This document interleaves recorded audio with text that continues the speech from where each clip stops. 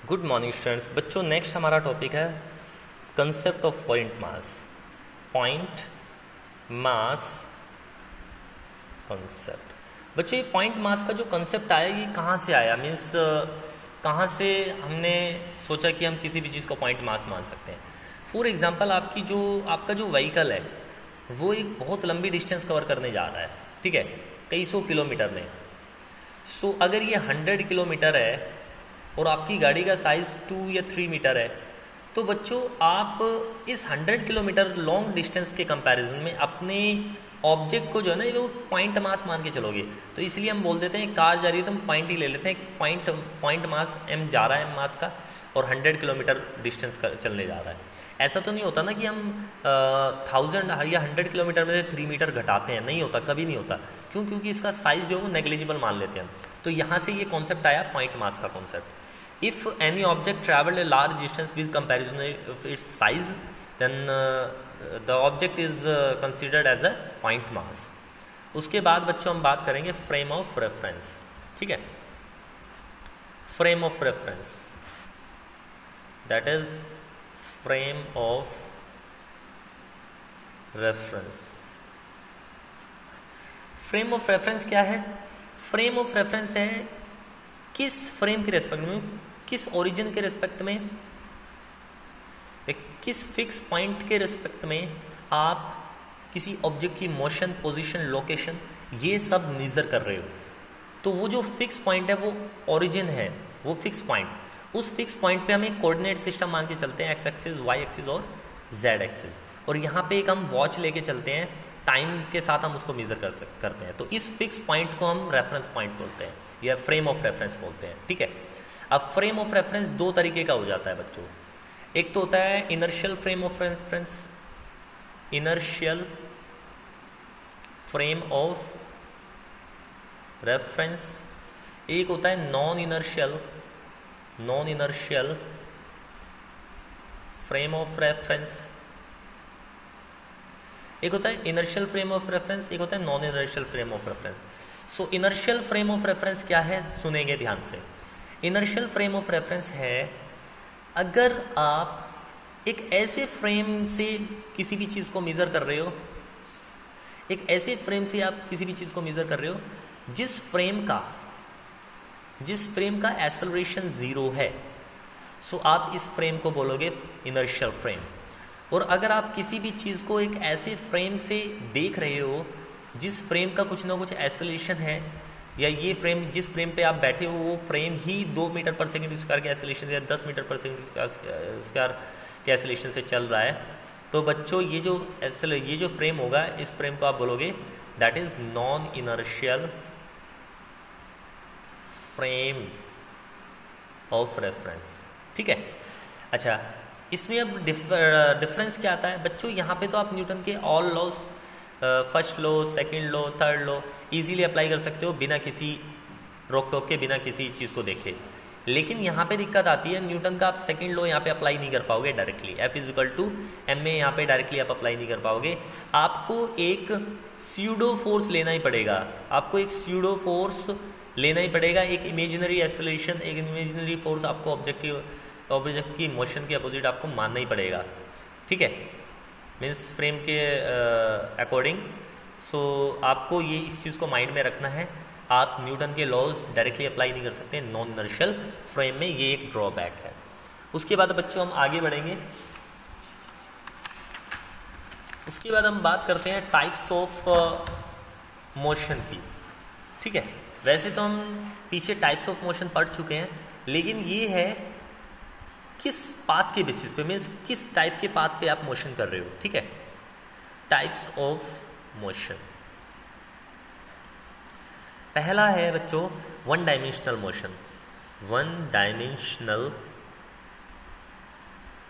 Motion. अगर बच्चों आपका जो ऑब्जेक्ट है, मीन्स आपका ऑब्जेक्ट जा रहा है, ठीक है, ये एक्स एक्सिस है, ये वाई एक्सिस है, ये जेड एक्सिस है। अगर टाइम के साथ साथ केवल वन एक्सिस चेंज हो रहा है, with time one axis change only, means one coordinate of the object is changing only, so that motion of the object is called linear motion or one dimensional motion. आप खुद ही देख लो ना, अगर object इस direction में जा रहा है तो इसका केवल एक एक्सिस, एक कोऑर्डिनेट चेंज हो रहा है, एक्स कोऑर्डिनेट, ना वाई चेंज हो रहा है ना जेड चेंज हो रहा है, तो this type of motion will be called as one dimensional motion. अब हम आगे बढ़ते हैं. नेक्स्ट सेकंड है two dimensional motion. Two dimensional motion. Two dimensional motion. बच्चों ये टू डायमेंशनल मोशन क्या है? टू डायमेंशनल मोशन है जैसे ये एक्स एक्सिस है और ये वाई एक्सिस है. मीन्स एक्स वाई प्लेन में, एक्स वाई प्लेन में कोई भी ऑब्जेक्ट है वो मोशन कर रहा है. मीन्स कभी इधर जा रहा है, कभी इधर जा रहा है, ऐसे ऐसे ऐसे ऐसे घूमता हुआ जा रहा है. मीन्स कभी एक साथ इसका एक्स एक्सिस भी वेरी कर रहा है, एक साथ इसका वाई एक्सिस भी वेरी कर रहा है. जैसे हमारे फ्लोर पे कोई इंसेक्ट क्राउल कर रहा है, रेंग रहा है, तो that motion will be called as two dimensional motion. क्यों? क्योंकि यहाँ पे एक कोऑर्डिनेट ये वेरी कर रहा है और एक कोऑर्डिनेट ये वेरी कर रहा है. इसका मतलब अगर two coordinate axis change with time, the motion is called two dimensional motion. उसके बाद हम बात कर लेते हैं थ्री डायमेंशनल मोशन की. बच्चों थ्री डायमेंशनल मोशन क्या है? थ्री डायमेंशनल मोशन है एक्स एक्सिस, वाई एक्सिस और जेड एक्सिस. मीन्स कोई ऑब्जेक्ट आपका स्पेस में घूम रहा है इररेगुलर, कभी इधर जा रहा है, कभी इधर जा रहा है, कभी इधर जा रहा है. Irregular motion in atmosphere. Atmosphere में कोई इररेगुलर मोशन कर रहा है. जैसे आपने देखा होगा जो हमारे बर्ड्स हैं वो थ्री डायमेंशनल मोशन करती हैं, क्योंकि उनका X coordinate, Y coordinate, Z coordinate, तीनों कोऑर्डिनेट उनके वैरी करते हैं. इसका मतलब अगर three coordinate changes with time, इसका मतलब this motion will be called as three dimensional motion. अब बच्चों हम आगे बढ़ते हैं. मोशन इन स्ट्रेट लाइन हो गया. अब स्केलर क्वांटिटी और वेक्टर क्वांटिटी की तरफ हम आगे बढ़ेंगे. व्हाट इज स्केलर और वेक्टर? सबसे पहले हम बात करेंगे स्केलर क्वांटिटी. स्केलर क्वांटिटी और फिर बात करेंगे हम वेक्टर क्वांटिटी. बच्चों स्केलर क्वांटिटी क्या है एक बार ध्यान से देखेंगे. स्केलर क्वांटिटी है कि अगर कोई भी ऑब्जेक्ट के पास, कोई भी फिजिकल क्वांटिटी, यानी फिजिकल क्वांटिटी जिसके पास केवल मैग्नीट्यूड हो, नो डायरेक्शन, उसके पास डायरेक्शन ना हो, केवल मैग्नीट्यूड. और मैग्नीट्यूड में क्या क्या चीज़ें होती हैं? मैग्नीट्यूड में दो चीज़ें होती हैं, एक तो न्यूमेरिकल वैल्यू होती है और एक यूनिट होती है. मीन्स दो चीज़ें होती हैं मैग्नीट्यूड में. लेकिन एक ऐसी फिजिकल क्वांटिटी जिसमें मैग्नीट्यूड भी हो प्लस डायरेक्शन भी हो, मीन्स एक ऐसी फिजिकल क्वांटिटी जिसके पास मैग्नीट्यूड भी हो, डायरेक्शन भी हो, that physical quantity is called as vector quantity. अब हम बात कर लेते हैं बारी बारी से. फॉर एग्जाम्पल अगर मैं टाइम की बात करूं तो मैं लिखूंगा 10 सेकेंड. तो बच्चों इसमें डायरेक्शन की बात करना एक सेंसलेस हो जाएगा. मीन्स ये कॉमन सेंस की बात है, इसमें डायरेक्शन हम इंक्लूड कर ही नहीं सकते. वर्क की बात करें तो 100 जूल की बात करूंगा, या कैलोरी की बात करूंगा, या kWh की बात करूंगा. मीन्स आप कुछ भी ले लो यूनिट, एक यूनिट लोगे आप और एक न्यूमेरिकल वैल्यू. क्या आप इसमें डायरेक्शन लोगे? क्या एनर्जी एक पर्टिकुलर डायरेक्शन में चलती है? नहीं. उसके बाद मैं बात करता हूँ टेम्परेचर. टेम्परेचर आप हमेशा ऐसे लिखते हो 20 डिग्री सेल्सियस. भाई इसमें डायरेक्शन इंक्लूड करना है, ये भी सेंसलेस हो जाएगा, नॉनसेंस हो जाएगा. ये भी मीन्स ये 20 डिग्री सेल्सियस हो गया, ये इसकी यूनिट होगी, ये न्यूमेरिकल वैल्यू.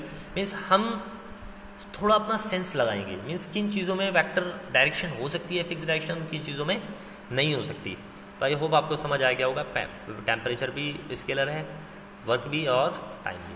उसके बाद हम बात करते हैं डिस्टेंस. डिस्टेंस भी बच्चों स्केलर है. 10 मीटर, केवल 10 मीटर लिख के छोड़ देते हैं क्योंकि इसमें डायरेक्शन हम नहीं लेते. क्यों नहीं लेते हम आगे बात करेंगे. उसके बाद बच्चों हम आगे बात करेंगे वेक्टर क्वांटिटी. अगर मैं बात करता हूँ फोर्स की, तो फोर्स में मैं लिखता हूँ 20 न्यूटन इन ईस्ट.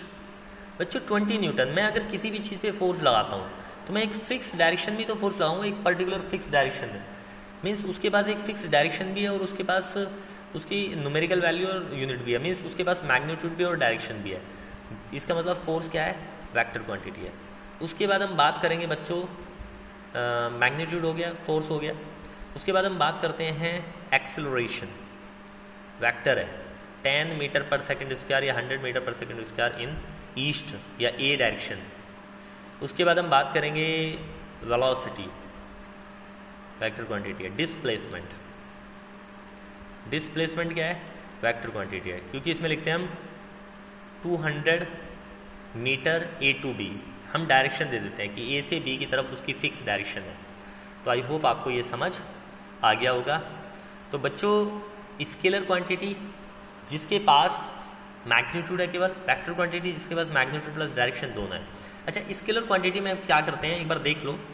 स्केलर क्वांटिटी में बच्चों हम क्या करते हैं, यहाँ पे होता क्या है, स्केलर में वेक्टर एडिशन नहीं होता है, यहाँ पे सिंपली एल्जेब्रिकली एडिशन करते हैं हम।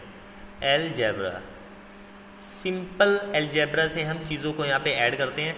फॉर एग्जांपल आपने 10 मीटर चला, उसके बाद आपने 10 और चल लिया, तो 10 + 10 20 लिख दूंगा मैं। लेकिन वेक्टर क्वांटिटी में क्या होता है, यहाँ पे आपको वेक्टर एडिशन करना होता है, वेक्टर एडिशन करना होता है। फॉर एग्जांपल अगर आपने 3 मीटर नॉर्थ में चला, मीन्स ये अब यहाँ देख लेते हैं, ये नॉर्थ है, ये साउथ है, ये ईस्ट है, ये वेस्ट है। आपने 3 मीटर नॉर्थ में चला, उसके बाद आपने 4 मीटर साउथ चल दिया, तो आपको डिस्प्लेसमेंट चाहिए। डिस्प्लेसमेंट होता है इनिशियल पॉइंट और फाइनल पॉइंट के बीच की डिस्टेंस। तो आपका डिस्प्लेसमेंट ये हो जाएगा बच्चों, ऐसा नहीं कर सकते आप 3 + 4 नहीं। तो ये पाइथागोरस थ्योरम से निकालेंगे हम। कैसे निकालेंगे, पाइथागोरस थ्योरम से। Hypotenuse equal to under base का स्क्वायर प्लस परपेंडिकुलर का स्क्वायर, मीन्स अंडर 3 का स्क्वायर प्लस 4 का स्क्वायर 5 आ जाएगा। अंडर 25 इक्वल टू 5, तो ये कितना आ गया 5 मीटर। और इसकी डायरेक्शन क्या लिखेंगे हम, इनिशियल पॉइंट से फाइनल पॉइंट की तरफ। तो आई होप आपको ये समझ आ गया होगा।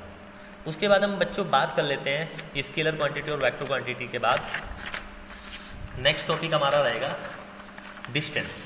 तो डिस्टेंस क्या है एक बार देखेंगे। सबसे पहली चीज बच्चों, डिस्टेंस एक लेंथ है, स्केलर क्वांटिटी है। ये आपकी पॉजिटिव हो सकती है, जीरो हो सकती है, नेगेटिव कभी नहीं हो सकती, नेगेटिव कभी नहीं हो सकती। और इसके पास केवल मैग्नीट्यूड होता है। अगर इसकी डेफिनेशन की बात करूं तो डिस्टेंस क्या है, distance is length of path travelled, length of path travelled by object. एक ऑब्जेक्ट के द्वारा कितना पाथ ट्रेवल किया गया, उस पाथ की लेंथ को डिस्टेंस कहते हैं। फॉर एग्जांपल आप ए से चलना स्टार्ट किया था, आपने ए से चलना स्टार्ट किया था और आप ऐसे घूमते हुए बी पे पहुंचे, तो इस पाथ की आप डिस्टेंस ऐड करते जाओगे, जितना आप चलते जा रहे हो ऐड करते जाओगे, मीन्स ये total distance will be called as distance.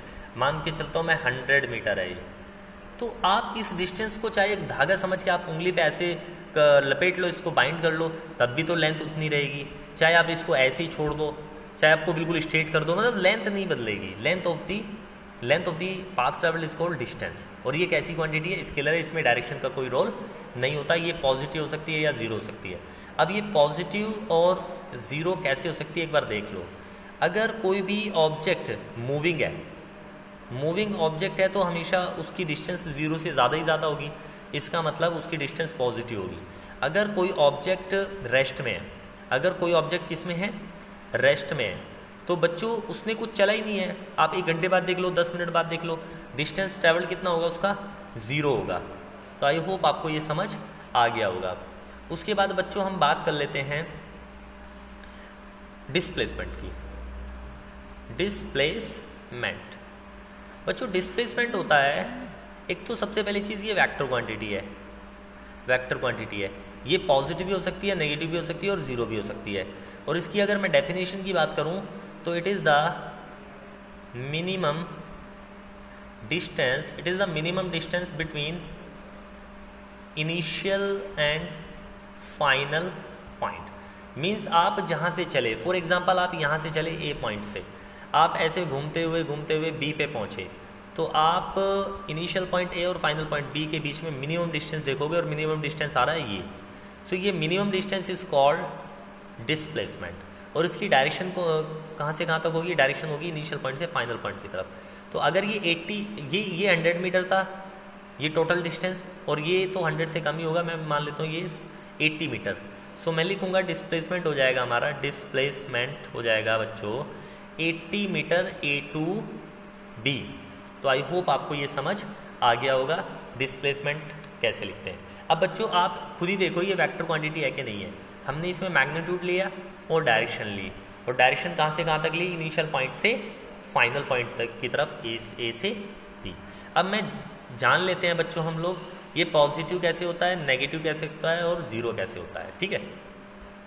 सो बच्चों पॉजिटिव इस तरीके से होता है, हम मान के चलते हैं एक्स एक्सिस पे ये वाली डायरेक्शन हमेशा पॉजिटिव और ये वाली डायरेक्शन नेगेटिव। अगर आप पॉजिटिव डायरेक्शन में चले जा रहे हो तो आपका जो डिस्प्लेसमेंट होगा इनिशियल पॉइंट से फाइनल पॉइंट की तरफ वो होगा पॉजिटिव। अगर आप ओरिजिन से नेगेटिव डायरेक्शन में चले जा रहे हो तो इनिशियल पॉइंट से फाइनल पॉइंट की तरफ आपका जो डिस्प्लेसमेंट होगा वो होगा नेगेटिव। अगर आप जिस पर्टिकुलर पॉइंट से आप चले और उसी पर्टिकुलर पॉइंट पे घूम गए, कहीं भी घूम के आके वहीं आ गए, तो आपका जो डिस्प्लेसमेंट होगा वो जीरो हो जाएगा, यहाँ पे कोई डिस्प्लेसमेंट नहीं होगा। अच्छा, एक सबसे इंपॉर्टेंट रिलेशन मैं आपको बता देता हूँ डिस्टेंस और डिस्प्लेसमेंट में, वो है बच्चों डिस्टेंस जो है या तो वो बड़ा होगा डिस्प्लेसमेंट से, आपने देख लिया ऊपर, या तो डिस्टेंस बड़ा होगा डिस्प्लेसमेंट से या इक्वल होगा।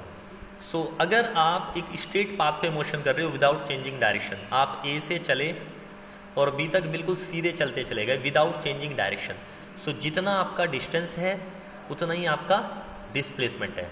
मीन्स डिस्टेंस और डिस्प्लेसमेंट इक्वल हो सकता है विदाउट चेंजिंग डायरेक्शन। अब हम स्ट्रेट पाथ पे जब हम चलते हैं, और बड़ा होगा जब हम स्ट्रेट पाथ पे नहीं चल रहे हैं, ठीक है बच्चों। तो आई होप आपको समझ आ गया होगा, ठीक है बच्चों। Thank you very much.